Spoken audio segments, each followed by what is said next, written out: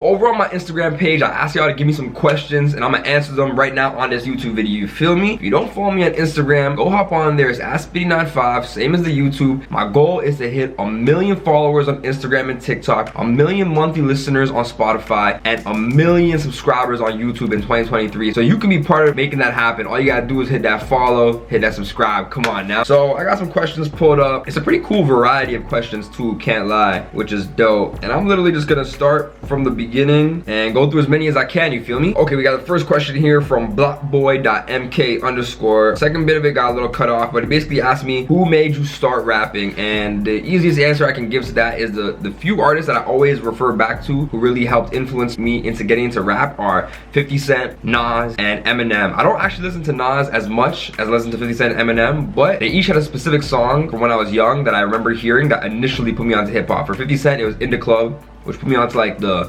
catchiness, the party vibes, the funness of hip-hop. For Nas, it was I Know I Can, which was a song where the chorus is sung by kids, so it put me onto like the knowledge, the power, the wisdom of hip-hop. And by Eminem, it was Lose Yourself, and that really put me onto the motivation, the inspiration, the grind of hip-hop.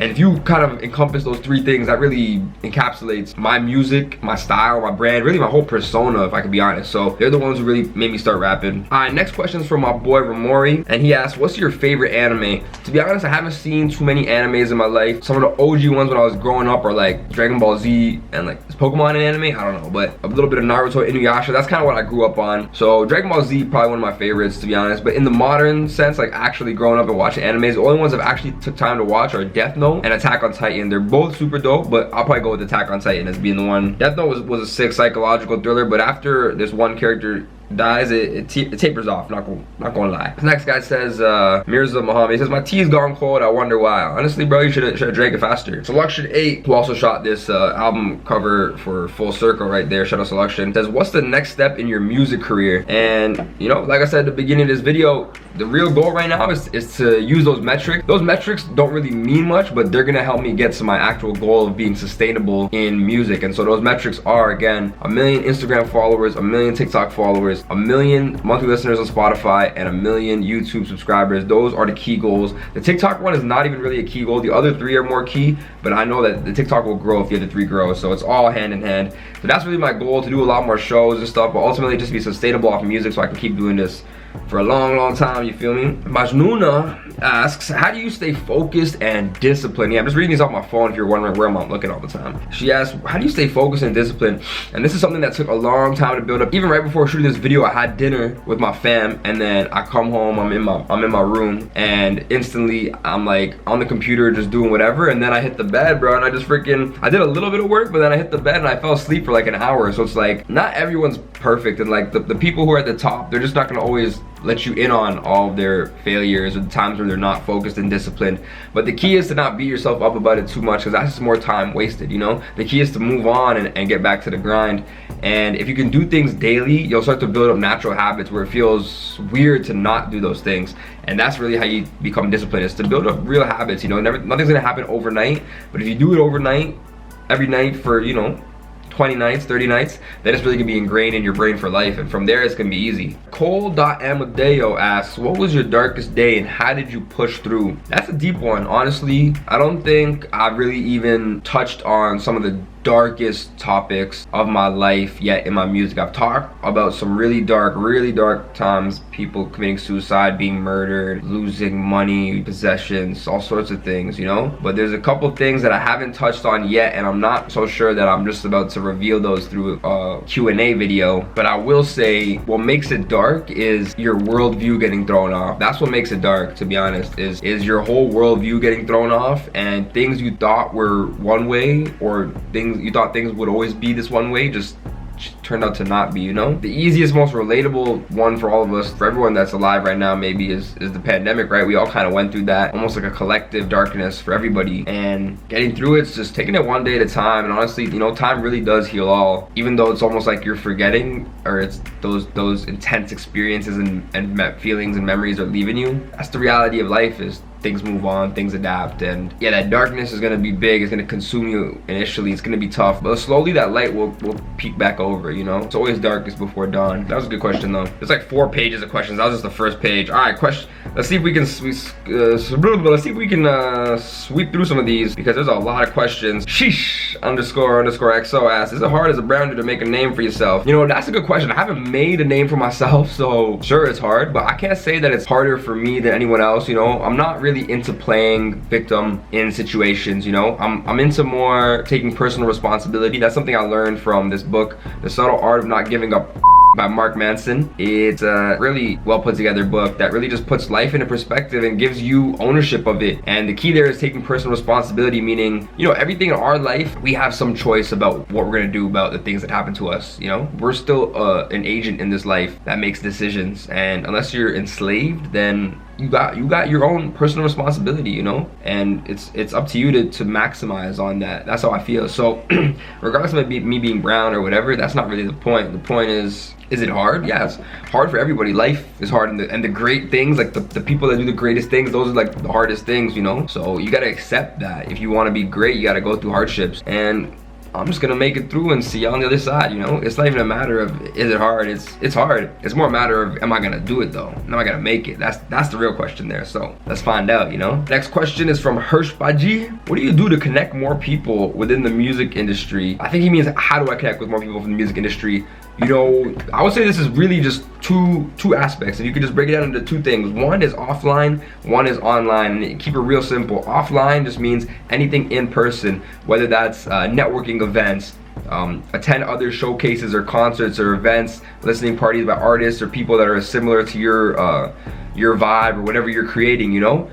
Tap into studio sessions, shared studio sessions, any place where you can meet people, connect with them, and then once you're at those places, connect with them, you know, meet with them, get their contact information, connect. Instagram is basically like the creative's business card, you know, so always connect with your Instagram and follow back, you know, don't try to be too cool or whatever. Just really connect with people when you're on that come up, and that's how you're all gonna build together. That's what I did. And on the other hand is the online. The online is, you know, there's so many different apps and places you can tap into. Instagram, Twitter, YouTube, Twitch, Facebook, Discord, Clubhouse, all these other things, you know, TikTok, so many different apps that you can utilize. So it's really up to you to figure out what works for you, what apps you like, and then tap into those, you know. One thing people do a lot is they use hashtags on their posts, but one thing people don't really do is click on the hashtags and look at the other videos that are being posted with that hashtag. Interact with those creators, because they're people essentially that are similar to you because they're using the same hashtag as you. So there's little tricks in that. It's about finding people that are in your world, connecting with them on a genuine basis, and don't think about it too much like, I gotta make this lead or this person, this connect to get up here. It's more about just make meaningful relationships, you know, that last, and that you guys can help each other and not just make it one-sided.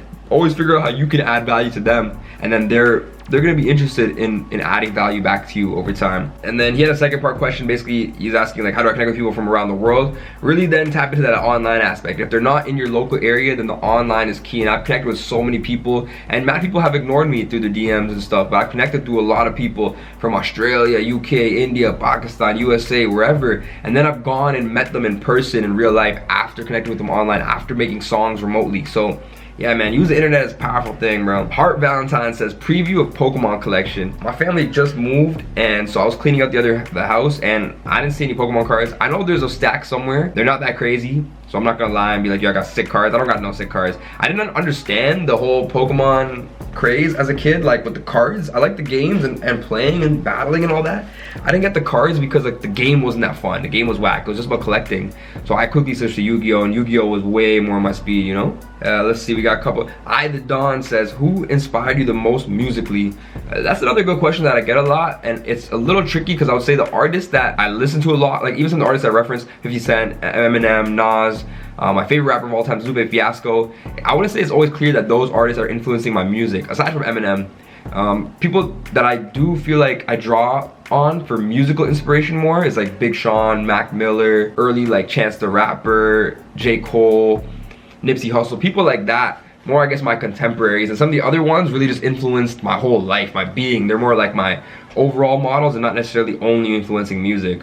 But they do influence the music, obviously, because they influence me as just a human being. Idadon, a little second question. What do you look for when selecting beats to record? That's a really good question. It kind of depends. Sometimes I have a topic, an idea, and I start to think about like, what's the musical sound that's gonna really fit around that topic or that melody or that bar or whatever, you know? On the other side, sometimes I just hear a crazy beat and I'm like, okay, I gotta formulate a song out of this. Or I just hear the beat and I instantly already think of the song that's being made out of that. So it goes either way, but it's really that spark of inspiration that comes first. A1 Refugee asks, what are your favorite albums this year and who are your all-time favorite musicians? Alright, well, I just answered the all-time favorite. I'll just answer it again. Like, Lupe Fiasco's up there, Eminem, a lot of like old Kanye, Jay-Z, Kendrick Lamar, Ab-Soul, Mac Miller. These are some of the ones off the top of the head. And what are some of your favorite albums this year? That's a good question. I gotta make my, actually, after this video, I'm about to make my list. So make sure y'all follow me on Instagram and other social apps where I'm always posting things like that, my personal preferences and my thoughts on just music and society in general. Off the top of my head, I'm really rocking with the JID album this year. Denzel Curry album was dope. Saba album, Ab-Soul album just came out, pretty fire. A lot of my favorite rappers and artists came back with some heat, or they just leveled up and did their thing again, you know? People like that are who I'm rocking with this year. Glory Guliani says, talk about how your singing rapping journey started. Is it from childhood or you learned it? Great question. Singing, I'm still practicing singing. I don't even think I'm good at singing. I'm not that good at singing yet, but someday I will be. No, I'm playing. I am still practicing my singing just through YouTube University, you feel me? I took a couple lessons, but then I couldn't really like put money into that, so I'm like, let me just try it for free, and then once I develop a little bit, I'll tap in with the lessons again to maximize on it. Anyways, and rapping, you know, I'm not gonna say I was like born rapping, you know, that's not really something that people do. Definitely since an early age, I was into reading, I was into learning, I just had a curious mind, and rap, specifically hip hop, felt like poetry, felt like knowledge in music, you know? So that's what really gravitated me towards that, drew me in, and I've always been a fan of the lyricism. It's something I probably wrote my first rap when I was like 11, nothing crazy. Then I started writing a bit more when I was 14, 15, but when I was 16 is when I really started writing like daily almost, and started really crafting out songs and that. So I guess you could say it's from that point of childhood, but 100% it's something I had to just practice and learn and experience, you know? Some people are blessed to be able to sing since they're born or whatever, and that's not me, you know? Everything I've done, it's like I wasn't made like that, but I built myself up to it. 100%. Shout out Prod by BC, that's Broken Circuit. He produced the 24 remix we dropped in 2022. Why did you become an artist, and what does art mean to you, man? That's a great question. I think in life, I had to kind of tell myself, like, there's almost an endless amount of things you can do and be in life, and you really got to make decisions on like, what are you going to ultimately do, you know? There's only so much time, so much energy you can put into everything before you pass away. So you gotta really pick and choose. And once I started breaking it down, I was like, I can't really be doing just some job, some small bit, you know? Your impact is only on a certain scale, you know? And there's ways to surpass that, whether that be to have a lot of money and then use that money to create business and influence and give back and all that, or to have a bigger platform, a bigger voice where you can just reach more people just at once through yourself, you know? And music, hip hop, does both, you know? It can get you money, it can get you a platform. And I'm not trying to be like, I'm just in it for the money and power and all that. Nah, really it's that third one, you know, the respect too. But beyond all that, it's like, it's about doing something good for the world. It's like, I feel privileged that I was born in America, Canada, whatever, grew up around here, and like didn't have to like immigrate to a next country and struggle and work my way up, you know? I was already leveled up from a lot of people around the world. Maybe not all the people around me, you know, but if you always compare yourself to people who are ahead of you, you're always gonna feel down. So I started just looking at life like, you know, how can I maximize on this? Everyone around me just wants to get a job and get some money and that, and they make it seem like that's so hard and crazy. And for me, it was like, nah, that's simple. If I just wanted to get a job and work, like, I'm honestly a pretty smart guy and I can do that all day, all night, and it's nothing, you know? When I was working in IT, the first job I got out of school, I ended up getting the Rookie of the Year while not trying at the job because I was focused on music. Everyone else was just doing the job and still I beat them all out. Like, how's that even possible? It's because people don't got the same work ethic, and that work ethic can be applied to anything, music or otherwise. So for me, it's like, why did I become an artist? It's because I really wanted to motivate people, inspire people, spread knowledge, and help people, you know? Make everyone have this sort of baseline standard that we can all jump off of, so everyone gets like a fair fighting chance at this life, you know? And I don't think we're there yet, and until we are, I got a lot of work to do. So that's why I do that. But also beyond that, I love the art, you know? If I had to pick, like, I pick something that I enjoy, and that's hip hop, that's music. So that's always gotta be there too. You gotta enjoy what you're doing. It's not just about being some Mother Teresa, you know? But dope question. Next question. What made you finally quit your job and put 100% effort into the music? This was a long time coming, and it's something I built up over several years. So I started rapping when I was 16 in the 11th grade. And that means that this year when I quit at the age 26, it was 10 years later. And you know, about halfway through that, when I was like 21, I told myself that if I hit the age 27 and I'm not making my music, if I'm not making my money, my funds off of music and music related things, then I'm gonna quit my job. I'm gonna go hard for a full year. And after that, if I still aren't at the position I need to be, I'm gonna figure something else out. Probably not gonna go back to that 9 to 5. Probably not gonna keep trying to do music the exact same way. We're gonna try and find some in between middle ground, some other creative avenue, because like it's all or nothing, you know? Sometimes you gotta go all in to really be like, yo, can I do this? And at this point, I built myself up, especially through the pandemic when everyone slowed down. I kept going, and I carved out this lane for myself and made a lot of opportunity. And so even as in my head, I knew I was gonna quit. I didn't even have all these events and shows and things booked, but it started rolling in because like the ball was already there. The snowball was already going down that hill and it was building momentum. And now it just keeps going, and it's like I can't stop now. It's like I quit at the end of May. I gave myself a year, but really that year was supposed to start when my birthday hit, which was in August. So I have until next August, basically 8 months, to really take over this world, take over the globe, and do everything I set out to do. So this is gonna be an 8-month grind. Y'all gonna witness it happen right here. Next question: what inspires you to keep going? This kind of relates back to, you know, about being focused and disciplined, but the key thing about what keeps me going is having a goal to look forward to, you know? I hate to say it, but sometimes I love to say it because I'm a cheeky guy, but I think life is pointless, you know? I don't think there's some grander purpose for everybody. I think it's inherently pointless, but because of that, you get to create the point. You get to create the meaning. And for me, I've created a lot of goals for myself. And, you know, 5 years, 6 years ago, those goals were not looking like they were gonna happen, you know? And I was starting to lose sight. And at those times, it's hard to keep going. And you gotta sort of take a day at a time, you know? That grander picture is there, but you're only gonna achieve that if you focus on the daily, weekly, monthly goals. So I had to break it down. I had to really break it down to the lowest of levels and say, what can I do today to make my tomorrow better? And then when tomorrow comes, just say again, what can I do today to make my tomorrow better?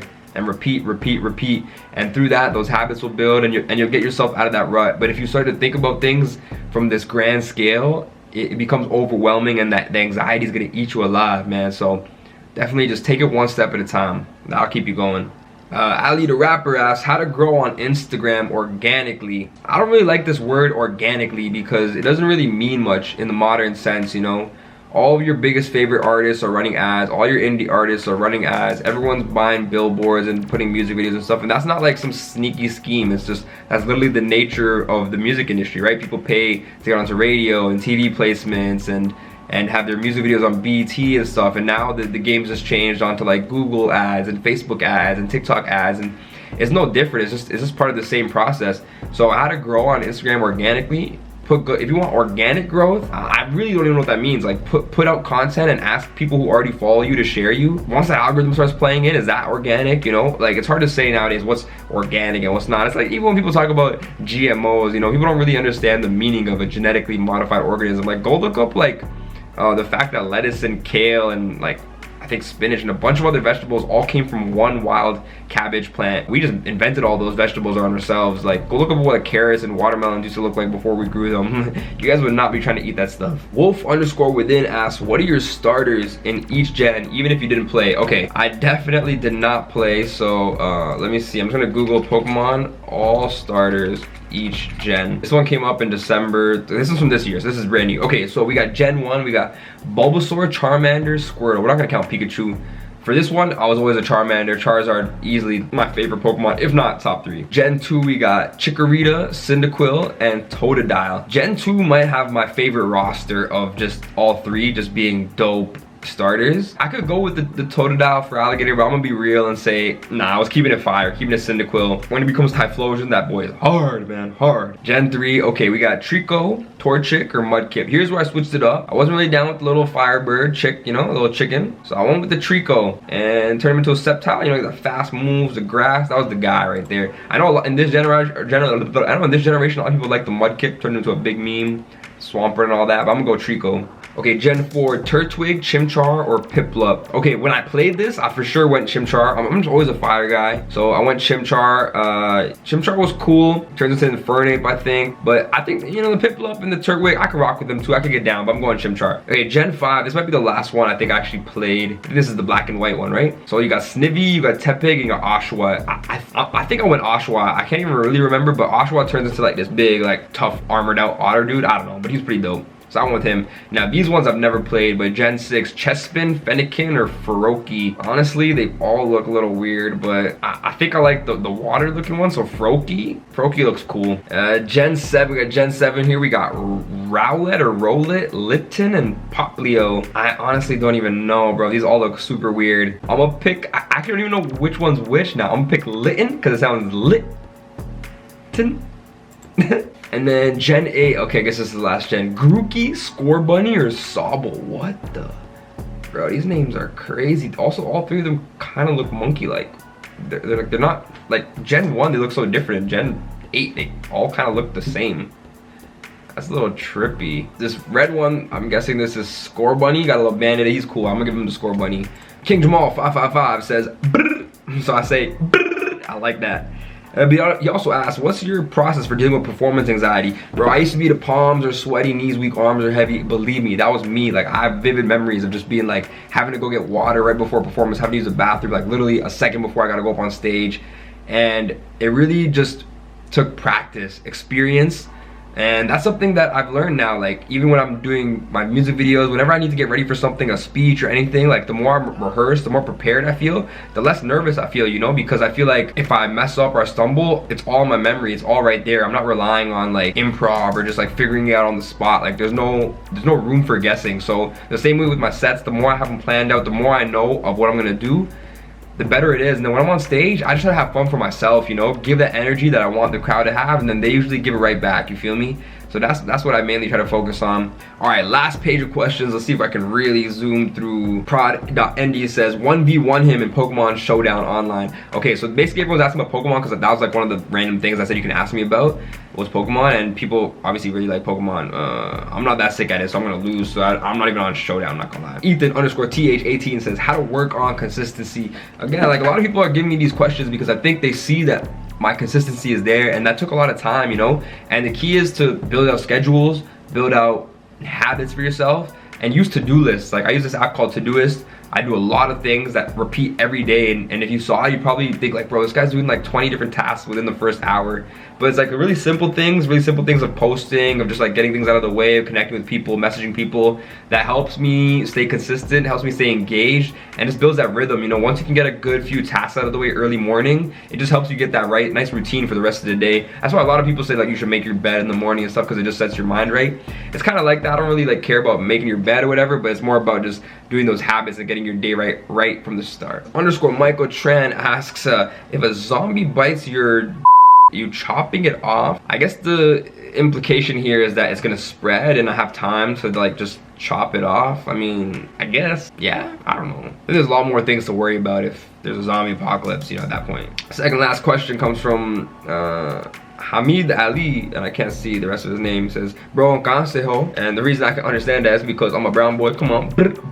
Nah, but I'm playing. My parents are from India, Gujarat. I was born in Florida, Jacksonville, Duval. But I grew up and spent most of my life in Brampton, Canada. Come on, B-Town, Browntown. And last question by Repost That Ish. Best advice you've ever gotten? That's a great question. I think off the top of my head, this wasn't even really advice, but when I was in university in my last year with my roommate Vince, we were just driving from somewhere, and he was just asking me about like what are my next steps with my music and stuff, and he really just put it in this way where he's like, what are you focused on improving now? And I just stopped and thought, and I was like what? Like, what do you mean? And it's like, obviously I was focused on improving things and that, but I wasn't breaking down my goals, my aspirations into very tangible items. Back then it was more just like, I'm trying to be an artist, I got these goals for like a song or an album or video, and it was very like all encompassing, and everything I dropped I thought I was gonna blow up and become viral off of. But I wasn't breaking it down and being like, yo, I need to improve on my flows, my delivery, my cadence, my lyricism, my relatability, my